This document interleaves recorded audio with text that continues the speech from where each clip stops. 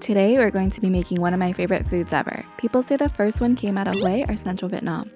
Although frequently compared to French crepes, it is said to have been influenced by Indian cuisine. We're talking way back in the first millennia. Every region of Vietnam makes it a little differently, with varying sizes and fillings.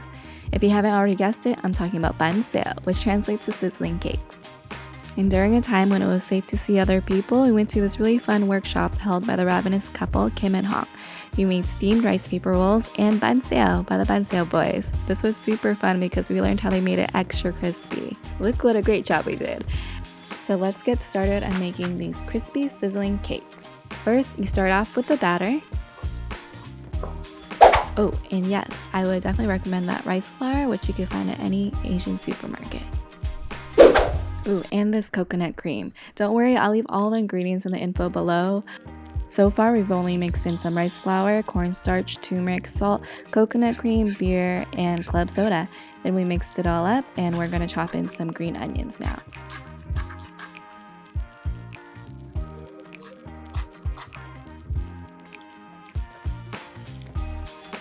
And that's it. That was pretty simple, right? That was the batter. Next, we're going to be doing our filling.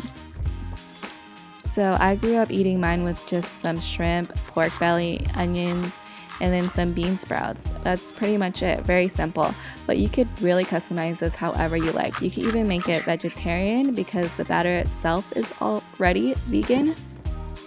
Then I just seasoned the shrimp with some pepper and garlic powder. And then I mixed it up, and that was it for that. And I didn't have any pork belly today, but I did have some ground pork, so I used that and seasoned it the same way as I did the shrimp. I also really like mushrooms, so I added that to mine. Next, I'm washing the veggies that I'll be eating with the banhxeo later, and also the bean sprouts that I'll be putting into the banhxeo. Okay, there's a lot of prep, but don't worry, it's worth it. So you got your filling and your veggies, and now you want to make sure your station is all set up. Some people cook their fillings first, but I just cook it in the pan that I'm going to be pouring the batter anyways. But the trick is you want to make sure you have a non-stick pan, and you don't want to have too much oil on it when you're pouring the batter. And remember the rice flour I recommended earlier? I didn't actually use it here, so I noticed the batter was a little more thick than I would have liked because it didn't spread out so well, but that's okay. And then you add your bean sprouts. And the trick here is to add some oil on the edges before you cover it, which helps make it crispy. And this is also where you want to lower the heat so the inside of the batter and bean sprouts could cook. I may have left the fire a little bit too high, but you know what, that's okay. The first one's never gonna be good anyways. So once you keep making them and getting a feel for your heat, your pan, your batter, everything will start coming together. Practice makes perfect, everybody, don't worry.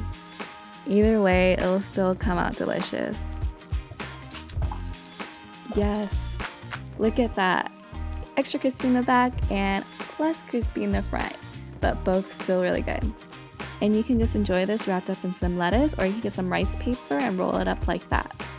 Take your herbs and lettuce, take some banhxeo, or take a lot. This rice paper actually was really good because it was able to hold all of that.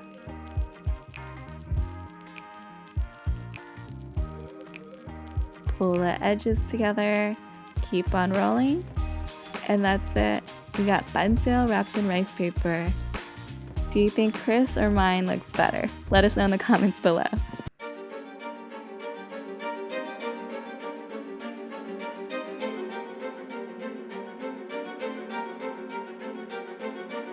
Also, quick PSA. Ooh, rice paper is thick. Thanks for watching, everybody. I hope you like that. Come back next week. Bye.